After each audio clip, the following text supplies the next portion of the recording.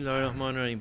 When I'm a guest at people's house, many times I actually do not feel welcomed. I try to make excuses for people's rude behavior.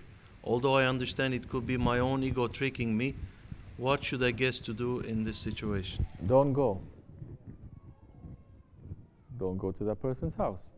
If somebody is treating you very badly, if you're not welcome, don't go.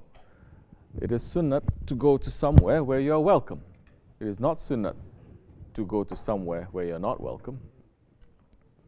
Why are you putting yourself under that stress and that difficulty? If you are forced to, well, what it means that you are forced to. But if you feel that you cannot come out from that situation, you have to be patient until you leave. Because these days, like I said before, there's no manners anymore. Because there is a manner and there are laws for the host, and there's manners and laws for the guest.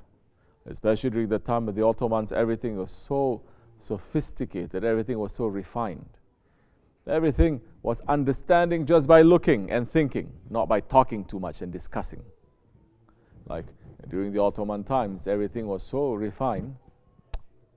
Like in the old Ottoman houses, they have two doors that opens like this. They have a knocker. And they have one big one that gives a different sound if you are a man, and they have a small one if you are a woman. Even something as simple as flowers. If someone is sick in the house, he's going to plant a different kind of flower, different kind of color there, so people passing by knows that this person is sick. Oh, that means who is cooking for him? Maybe he needs some help. Maybe he needs some medicine. Maybe he needs some food. So people watch and they understand and they respond. So many things like that. Thousands of things like that in the Ottoman society. Thousands. Which is why when the Europeans, they enter into the Ottoman lands and they notice everything like this, they say, what kind of a people are they?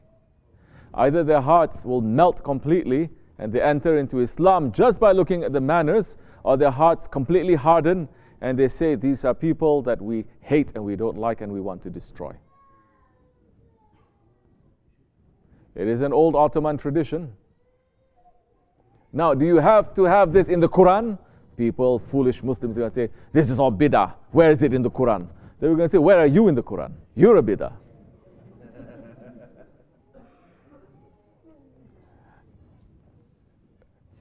In the Ottoman times, when Ramadan is entering, those rich people, they will go to different stores. In the old days, everything is put by a book, correct? You go to a grocery store, you say, this is how much we're spending, end of the month you're going to give the money. And there are people who have debt. So the rich ones, those who have money, they're going to go around to all these different stores. They say, can we see the book?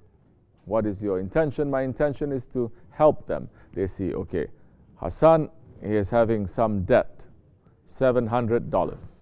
They say, this rich person says, I'm going to cancel his debt. Don't tell him anything. Another one coming, another one coming. In fact, they would fight with each other. Like today, I'm very sorry to say, but mostly it's Turks that are like this because they have strong Ottoman tradition. They're fighting with each other, especially if they go out to eat. They're fighting with each other to pay. They say, you don't pay, you don't pay. Other races, they calculate. Oh, 1, 2, 3, 4, 5. Okay, divided by 5. Tips divided by 5. Am I saying true or no? Okay, no, you pay. Or if that one is paying, it's going to say, no, it's okay. I'm paying. It's okay, you know? It's okay, I'm paying. Well, those ones from the Ottoman traditions, they don't, because it's very low class to announce anything, especially something that you do good. They just go quietly. Some other nations, they take that tradition also.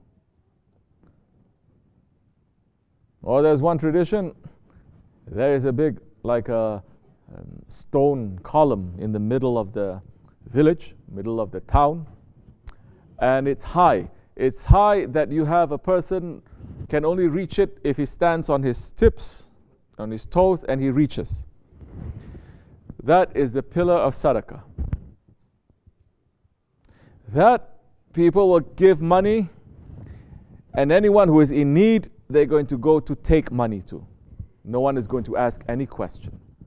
And it hides the dignity of the person, because if you're standing on your tiptoes to reach, nobody knows whether you're putting or you're taking.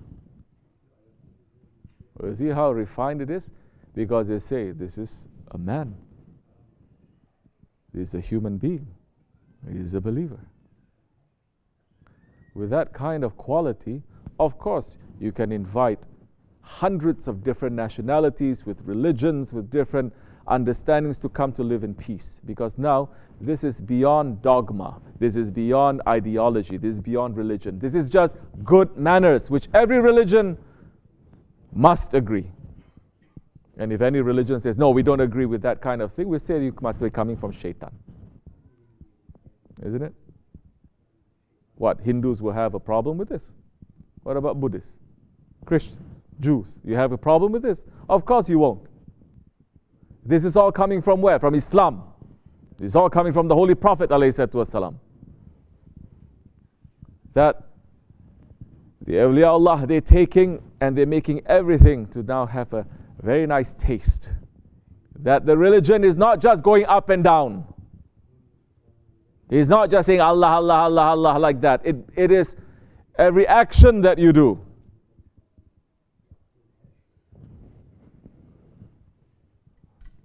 In the old days, they say,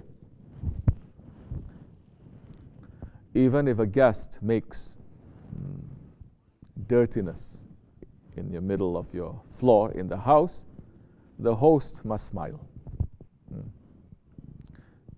Because in Islam, the guest that comes to your house, he brings 7 different blessings, 7 different rahmat and barakat, and he takes away 7 different la'nats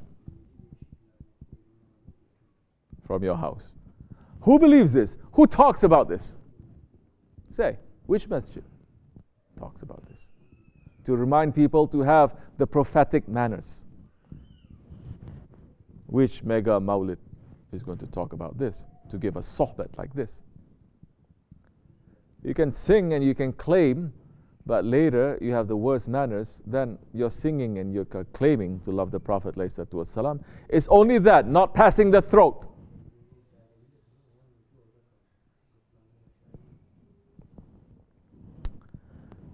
So, it is very beautiful, because Ottoman society is learning all these manners from the dergahs, from the taqiyas.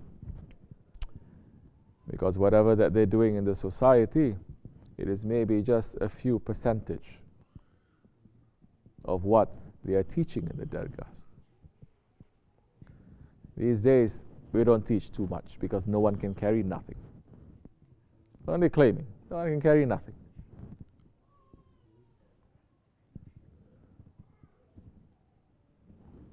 So don't put yourself into that situation, inshallah Rahman, where you're going to feel unwelcome. Say Alhamdulillah, hey Allah, and go. If you are forced to, be patient. These are the days of hijrah. These are the days of complete tyranny everywhere. These are the days of hijrah. Assalamu alaikum wa rahmatullah. Okay, give tea.